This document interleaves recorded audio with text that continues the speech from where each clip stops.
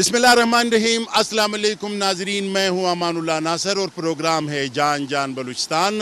آپ جانتے ہیں اس پروگرام کے ذریعے ہم آپ کو بلوچستان کی جو خوبصورت علاقے ہیں وہ دکھانے کی کوشش کرتے ہیں، اور آج ہم آئے ہیں بلوچستان کا ایک اور بہت خوبصورت علاقہ ہے۔ میرا خیال میں آپ لوگوں نے بھی اس طرح خوبصورت علاقہ کہیں نہیں دیکھا ہوگا، اور یہ علاقہ ہے پیر غائب۔ اور پیر غائب کی اپنی ایک ہسٹری ہے، سنا ہے کہ یہاں پہ کوئی پیر تھے اور وہ پھر غائب ہو گئے اس علاقے میں، اور لوگوں نے پھر اس علاقے کا نام رکھا پیر غائب۔ یہاں آس پاس کھجور کے بھی کچھ درخت مجھے نظر آئے، کھجور بھی ہے، اور یہاں پہ بلوچ قوم سے تعلق رکھتے ہوئے غیور قوم ہمارا بلوچ ہے، ان کا ایک قبیلہ ہے براوی، وہ بھی ہے اور بلوچ بھی ہے، اور وہ اس علاقے میں رہتے ہیں۔ تو آج میں آیا ہوں تاکہ آپ لوگوں کو یہ علاقہ دکھا دوں۔ رستے میں آپ کے ساتھ وعدہ کر چکا ہوں، اور یہ بھی میں نے وعدہ کیا تھا کہ آج کے اس پروگرام میں مختلف لوگوں کے ساتھ باتوں کے ساتھ ساتھ میں آپ لوگوں کو گانے بھی سنواؤں گا۔ اور گانوں کے لیے جو میرے ساتھ دو ہیرے اس وقت، وہ کسی تعارف کا محتاج نہیں ہے۔ جناب شازیب علی صاحب ہے، جو کہ پورے پاکستان میں ان کے گانے مشہور ہے، یہ پروگرامز کرتے رہتے ہیں پوری دنیا میں، اور میرا دوست بھی ہے، میرا استاد بھی ہے، میرا جگر بھی ہے، اور وہ ہے کون؟ استاد غلام علی صاحب۔ غلام علی صاحب بھی میرے ساتھ ہے۔ ان کا تعلق ایک بہت بڑے گھرانے سے، میوزک سے تعلق رکھنے والے گھرانے سے، تو یہ آج میرے ساتھ ہوں گے، اور بہت سارے دوست ہوں گے، میں ان کی بھی باتیں آپ کو سنواؤں گا، اور ساتھ ساتھ میں ہمارا یہ جو خوبصورت علاقہ ہے پیر غائب، یہ بھی آپ کو دکھاتا رہوں گا۔ تو سب سے پہلے تو میں شازیب صاحب کے پاس جاؤں گا، اور شازیب صاحب سے یہ بات پوچھوں گا کہ بھائی صاحب، آپ تو ایکٹر تھے، یہ سنگر کیسے بنے آپ؟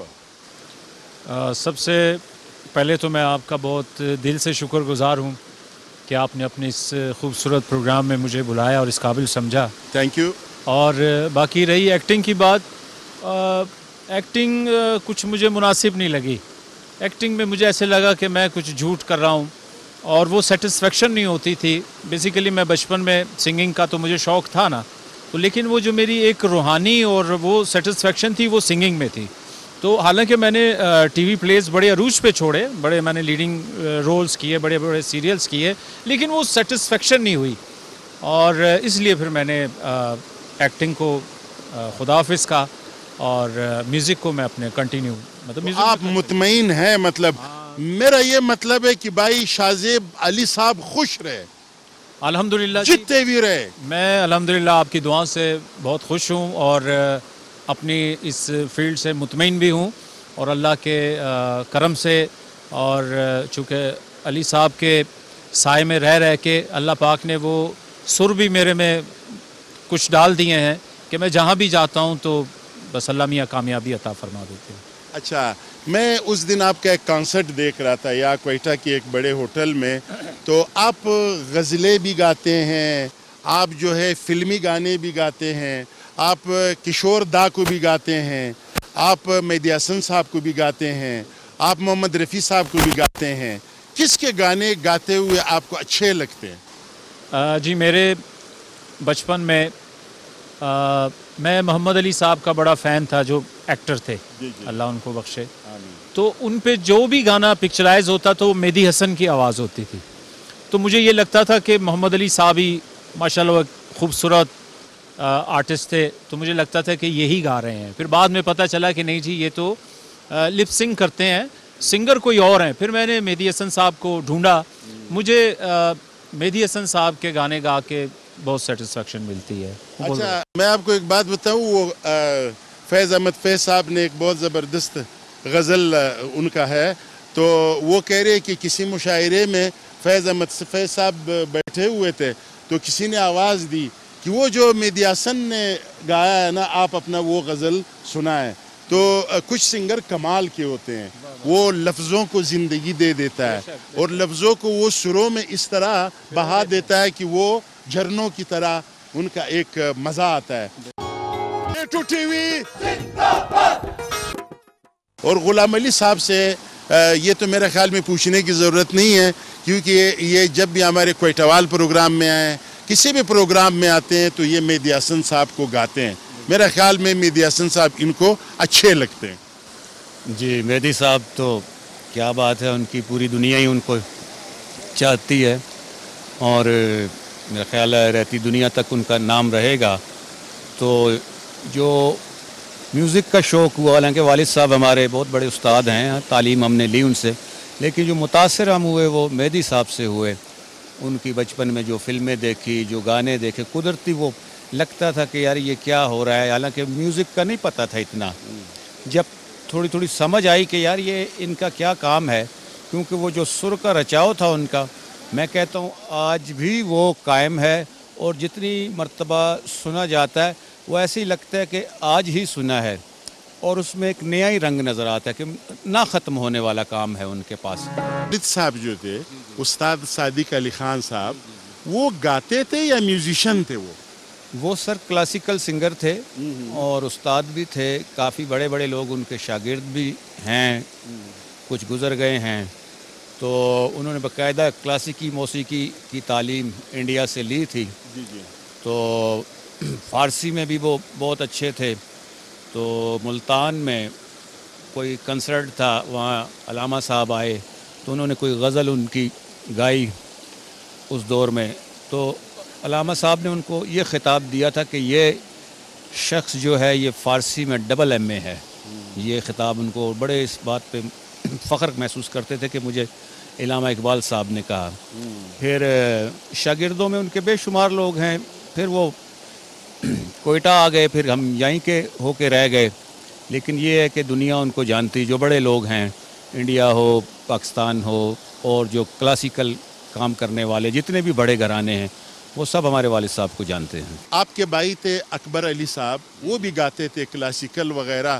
یہاں ہماری اس بلوچستان میں میں بات کر رہا ہوں، پھر کوئٹہ میں وہ جو ایک مقام ملتا ہے، جس طرح لاہور میں لوگوں کو ملتا ہے، یا کراچی میں ملتا ہے، یا انڈیا میں ملتا ہے، وہ ہمارے یہاں پہ کیوں یہ جو کلاسیکل لوگ جو گاتے ہیں وہ مقام ان کو نہیں ملتا ہے؟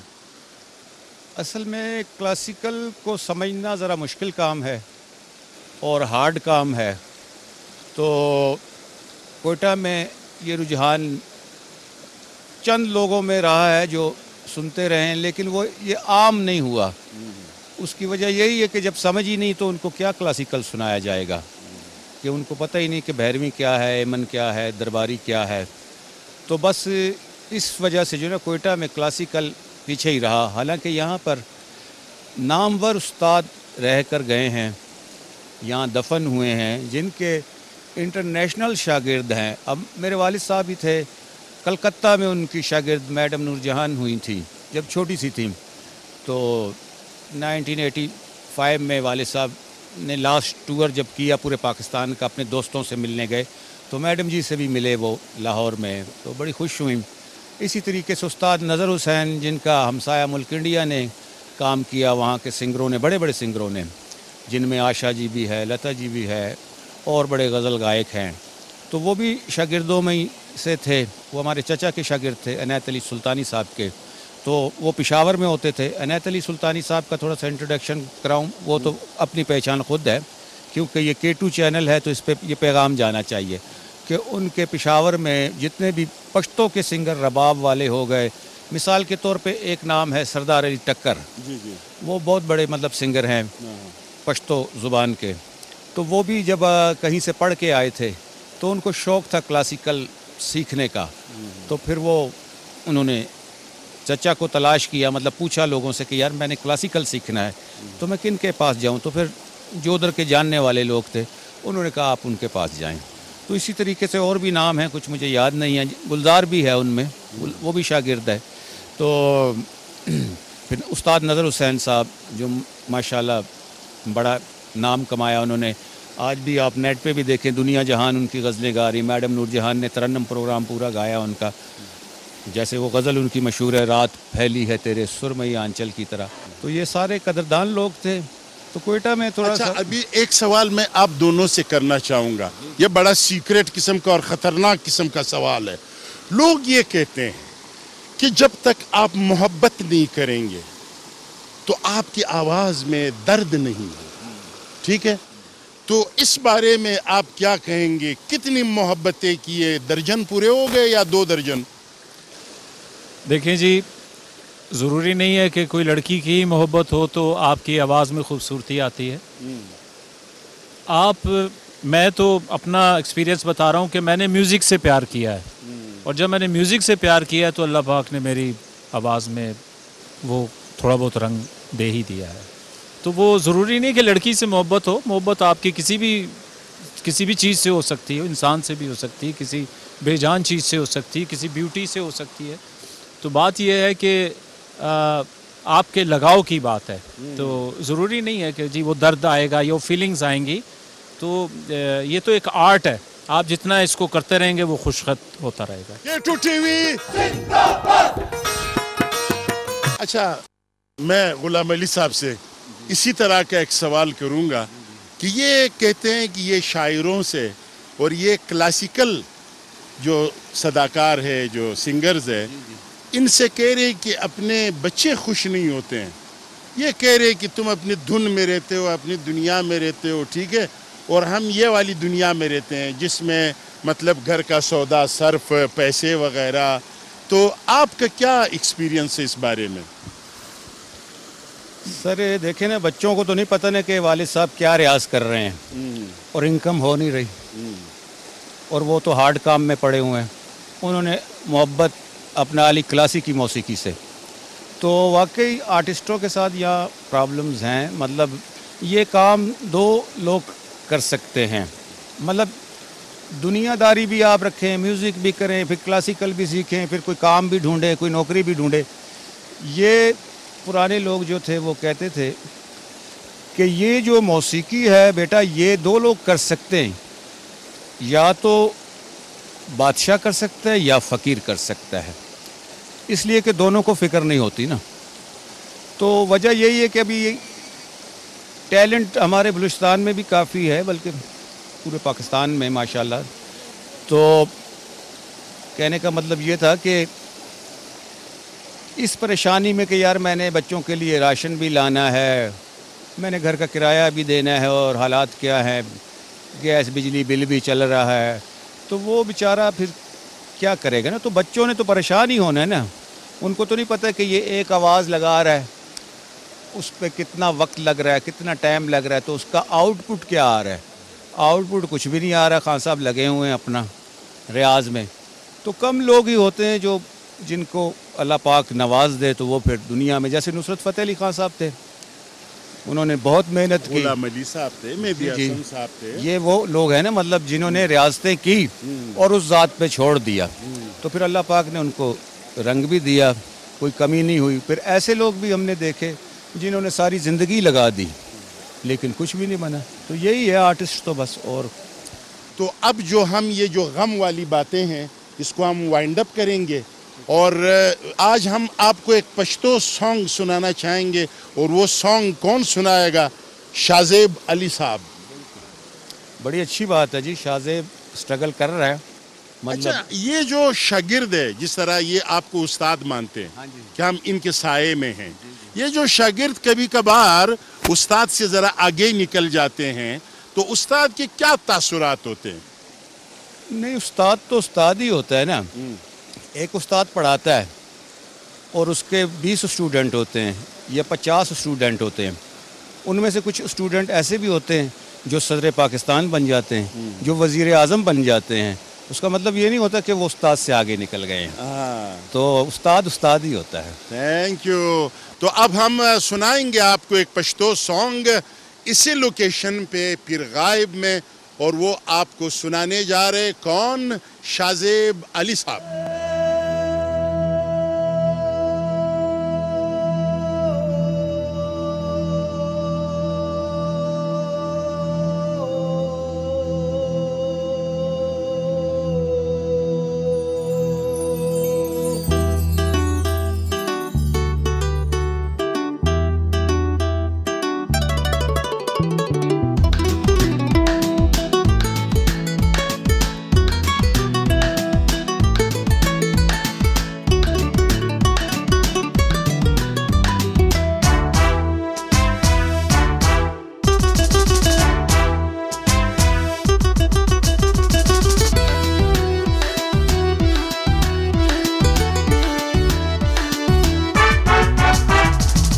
بدر تراوړم صاحب بدر تباخم یارزم در سرا خانه دی ورانه شجوگی او بدر تراوړم صاحب بدر تباخم یارزم در سرا خانه دی ورانه شجوگی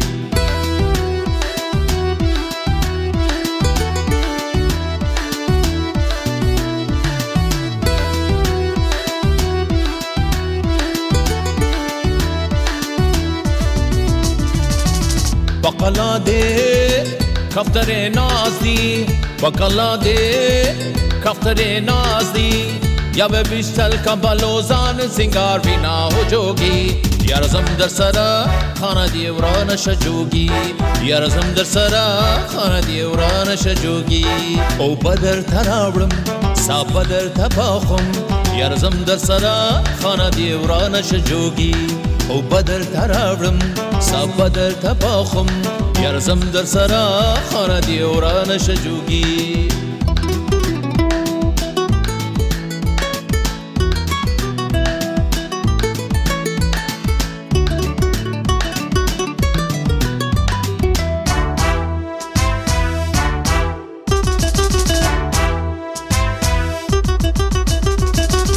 دیوان سروی که گوتی راکنا دیوان سروی که گوتی راکنا گرد خرد گرد بیا بجوڑ کی دیوالو نا ہو جوگی یارزم در سرا خانه دی وران شجوگی یارزم در سرا خانه دی وران شجوگی او بدر تراوړم صاحب بدر تباخم یارزم در سرا خانه دی وران شجوگی او بدر تراوړم صاحب بدر تباخم یارزم در سرا خانه دی وران شجوگی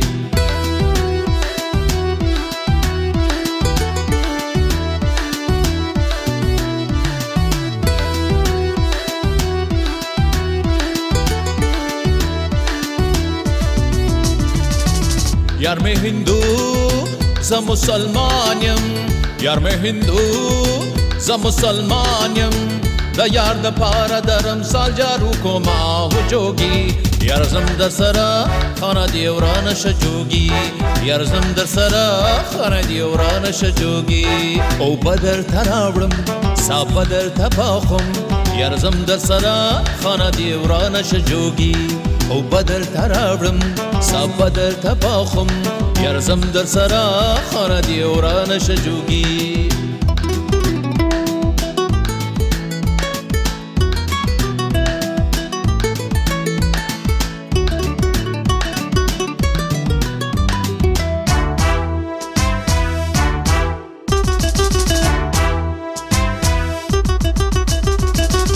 جانان زمان زدی جانانیم جانان زمان زدی جانانیم کپا بازار میں خرسوی اور سر زما ہو جوگی یارزم در سرا خانه دی وران شجوگی یارزم در سرا خانه دی وران شجوگی او بدر تراوړم صاحب بدر تباخم یارزم در سرا خانه دی وران شجوگی او بدر تراوړم صاحب بدر تباخم یارزم در سرا خانه دی وران شجوگی